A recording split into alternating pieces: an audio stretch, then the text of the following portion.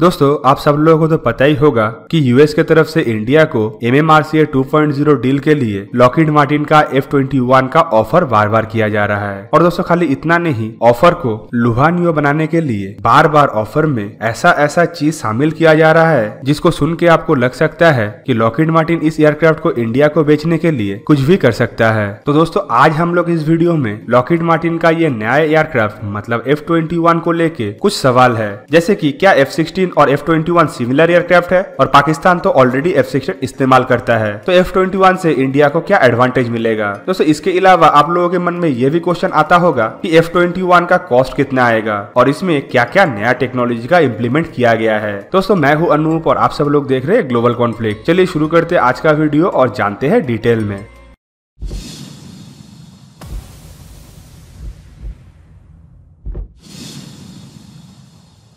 दोस्तों वीडियो शुरू करने से पहले मैं आप लोगों को बोलना चाहूंगा कि अगर आप एक डिफेंस लवर हो तो आपको मेरा चैनल बहुत ही पसंद आएगा, क्योंकि इस चैनल में मैं हर दिन नया नया डिफेंस रिलेटेड वीडियो अपलोड करता हूँ। इसीलिए देरी न करके जल्द से जल्द मेरे चैनल को सब्सक्राइब कर लीजिए और बेल आइकन को भी प्रेस कर दीजिए और मेरा वीडियो देखिए सबसे पहले। दोस्तों रिसेंटली लॉकहीड मार्टिन की तरफ से बताया गया कि अगर इंडिया अपना 114 नया एयरक्राफ्ट के लिए लॉकहीड मार्टिन का F-21 को सिलेक्ट करता है तो लॉकहीड मार्टिन अपना ये एयरक्राफ्ट किसी भी दूसरे कंट्री को नहीं बेचेगा। दोस्तों लॉकहीड मार्टिन की तरफ से ये ऑफर कोई नया नहीं है। इससे पहले भी लॉकहीड मार्टिन की तरफ से बताया गया था कि अगर इंडिया F-21 को सिलेक्ट करता है तो लॉकहीड मार्टिन अपना F-16 का मैन्युफैक्चरिंग प्लांट को टोटली इंडिया में शिफ्ट करेगा। इसके अलावा दुनिया में कहीं पे भी अगर F-16 का सप्लाई होगा तो वो इंडिया से ही बन के जाएगा। दोस्तों इसके अलावा लॉकहीड मार्टिन की तरफ से ये भी ऑफर किया गया है कि अगर इंडिया F-16 या F-21 को सिलेक्ट करता है तो इंडिया को लॉकहीड मार्टिन का $165 बिलियन का ग्लोबल मार्केट का एक्सेस मिल जाएगा। मतलब दुनिया में जो 3000 लॉकहीड मार्टिन का F-16 एयरक्राफ्ट उड़ रहा है उसका स्पेयर पार्ट्स और मेंटेनेंस इंडिया से ही होगा।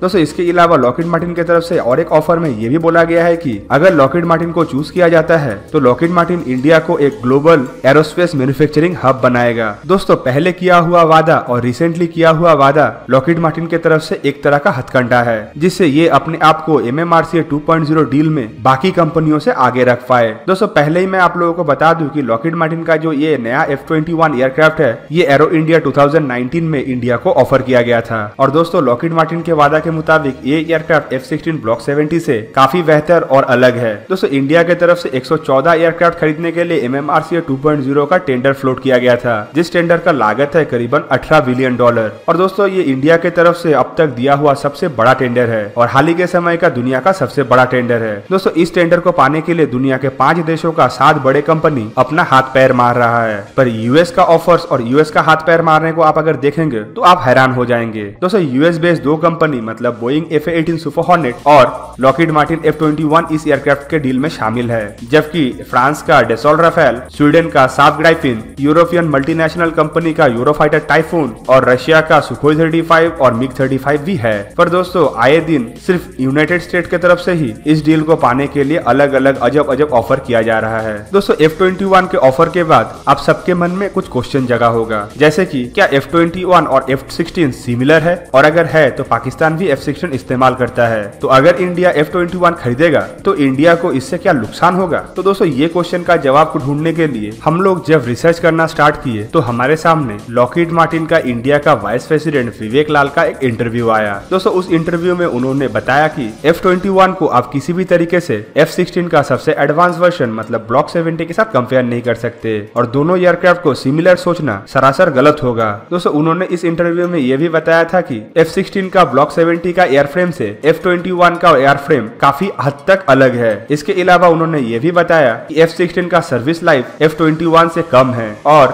F-21 का weapon carrying capacity F-16 block 70 से करीबन 40% ज्यादा है। दोस्तों F-16 का ब्लॉक 70 अभी तक यूएस का F-16 का वर्जन का सबसे एडवांस वर्जन है, जिसको F-21 से पहले इंडिया को ऑफर किया गया था। और दोस्तों वहीं पे पाकिस्तान यूएस का बनाया हुआ F-16 का ब्लॉक 50 और ब्लॉक 52 वर्जन को इस्तेमाल करता है, जो कि 1980s का वर्जन है और वो F-16 ब्लॉक 70 से काफी पुराना भी है। दोस्तों विवेक लाल ने जब F-21 के बारे में डिटेल में बताया तब हम लोगों को पता चला कि नया F-21 का एयरफ्रेम का सर्विस लाइफ है करीबन 12,000 आवर, वही पे पुराना F-16 ब्लॉक 70 का सर्विस लाइफ है सिर्फ 8,000 आवर। दोस्तों इसके अलावा हम लोगों को यह भी पता चला कि F-16 ब्लॉक 70 से नया F-21 करीबन 40% ज्यादा वेपन लेके उड़ान भर सकता है। इसके अलावा F-21 में इंजन मैट्रिक्स F-16 से काफी डिफरेंट है और F-21 के लिए जो इंजन इस्तेमाल किया जाएगा उसका भी ऑप्शन F-16 से ज्यादा है। दोस्तों इसके अलावा हमें यह भी पता चला कि F-21 के लिए जो इलेक्ट्रॉनिक वॉरफेयर सिस्टम का डेवलप किया जा रहा है वो यूनिकली इंडिया के लिए डेवलप किया जा रहा है। मतलब इंडिया के जरूरतों को देख के और वही जरूरतों को पूरा करने के लिए लॉकहीड मार्टिन द्वारा ये नया इलेक्ट्रॉनिक वॉरफेयर सिस्टम का डेवलप किया जा रहा है। दोस्तों इसके अलावा विवेक लाल अपने इंटरव्यू में यह भी बताया कि F-21 को दूर से देख के लग सकता है कि ये एक F-16 है, पर ट्रेडिशनली ये पूरी अलग एयरक्राफ्ट है। इसके अलावा ट्रेडिशनल जो एयर रिफ्यूलिंग सिस्टम इस्तेमाल होता है वो तो इस एयरक्राफ्ट में है ही है, पर उसके अलावा इस एयरक्राफ्ट में एक additional extendable nose air to air refuelling system का इंस्टॉल किया गया है, जो इंडिया का रिफ्यूलिंग टैंक के साथ परफेक्ट मैच होता है, जिससे इंडिया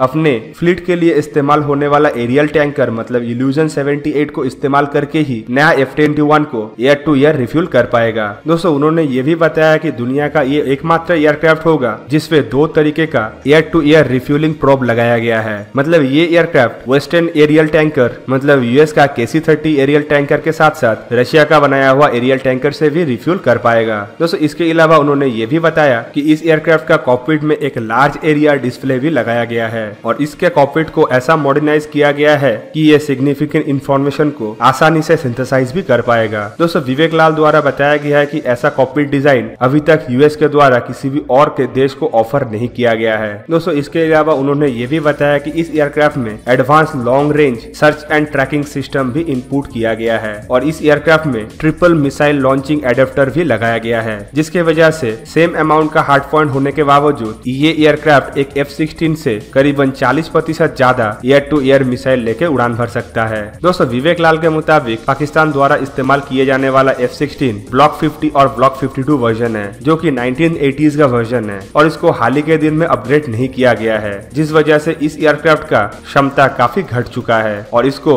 मॉडर्न अपग्रेडेड ब्लॉक 50 और ब्लॉक 52 के साथ कंपेयर करना भी सही नहीं होगा। जबकि F-21 F-16 का एडवांस तरीन ब्लॉक मतलब ब्लॉक 70 से भी ज्यादा एडवांस है। दोस्तों इसके अलावा विवेक लाल की तरफ से यह भी बताया गया है कि F-21 में जो टेक्नोलॉजी इस्तेमाल किया गया है उसका कुछ भी टेक्नोलॉजी F-16 ब्लॉक 52 में नहीं है और इसके बारे में पाकिस्तान को कोई नॉलेज भी नहीं है। इसके अलावा ट्रेडिशनल जो टेक्नोलॉजी F-16 ब्लॉक 52 में इस्तेमाल होता था वो सब टेक्नोलॉजी को भी अपग्रेड करके ब्लॉक 70 को बनाया गया है। मतलब कोई पायलट ब्लॉक 52 को चला के ब्लॉक 70 का मैन्यूवरेबिलिटी और एडवांटेज के बारे में नहीं जान सकता है, तो F-21 के बारे में जानना पाकिस्तान के लिए लगभग नामुमकिन होगा। दोस्तों इसके बाद दूसरा सबसे बड़ा क्वेश्चन आता है इसका कॉस्ट को लेके। दोस्तों जब विवेक लाल से कॉस्ट के बारे में पूछा गया तो उन्होंने इसका अप्रोक्सीमेट कॉस्ट के बारे में ना बता के ये बताया कि ये एयरक्राफ्ट का सर्विसिबिलिटी और ऑपरेशनल कॉस्ट बाकी एयरक्राफ्ट से काफी सस्ता है। दोस्तों उन्होंने ये भी बताया कि अगर आप यूएस गवर्नमेंट का डाटा को देखें तो आपको लग सकता है कि ये एयरक्राफ्ट का प्राइस थोड़ा ज्यादा है, पर अगर ओवरऑल आप अगर चाहते हैं कि इस एयरक्राफ्ट को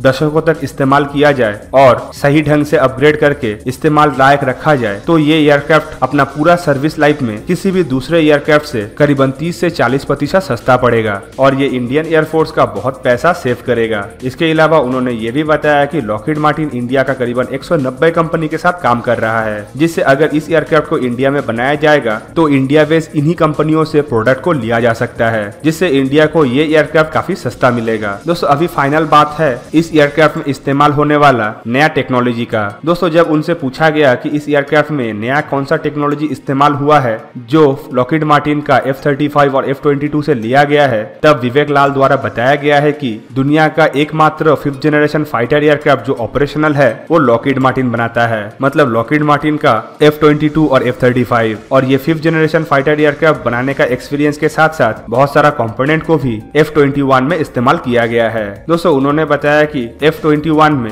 F-35 और F-22 में इस्तेमाल होने वाला रडार के तर्ज पे APG-83 रडार का इस्तेमाल किया गया है, जो कि एक active electronic scan array radar है और इसका रेंज पिछले इस्तेमाल होने वाला मैकेनिकली स्कैन एरे रडार से करीबन दुगना है, जबकि यह दुगना टारगेट को ट्रैक और एंगेज भी कर सकता है। दोस्तों इसके अलावा बताया गया है कि इंडिया का जरूरतों को देखते हुए लॉकहीड मार्टिन द्वारा इंडिया के लिए स्पेशली इलेक्ट्रॉनिक वॉरफेयर सिस्टम बनाया गया है, जो एयरक्राफ्ट को इंडिया बेस जमीनी और आसमानी हमले से काफी हद तक सुरक्षित रखेगा। इसके अलावा उन्होंने ये भी बताया कि इस एयरक्राफ्ट में long range infrared search and tracking system लगाया गया है, जिसके बदौलत ये एयरक्राफ्ट दूरी से ही छोटा आकार का स्टेल्थ एयरक्राफ्ट को भी डिटेक्ट कर पाएगा और इसमें लगा हुआ ट्रिपल मिसाइल लॉन्चर एडेप्टर के बदौलत ये एयरक्राफ्ट में ज्यादा से ज्यादा एयर टू एयर मिसाइल लगाया जा सकता है। दोस्तों उन्होंने ये भी बताया कि इस एयरक्राफ्ट का वेपन कैरिंग कैपेसिटी भी F-16 से ज्यादा है और ज्यादा मिसाइल और दूर तक ट्रैकिंग करने का सुविधा इस एयरक्राफ्ट को किसी भी एयरक्राफ्ट को दूर से मारने में सक्षम बनाता है। तो दोस्तों ये तो था F-21 को लेके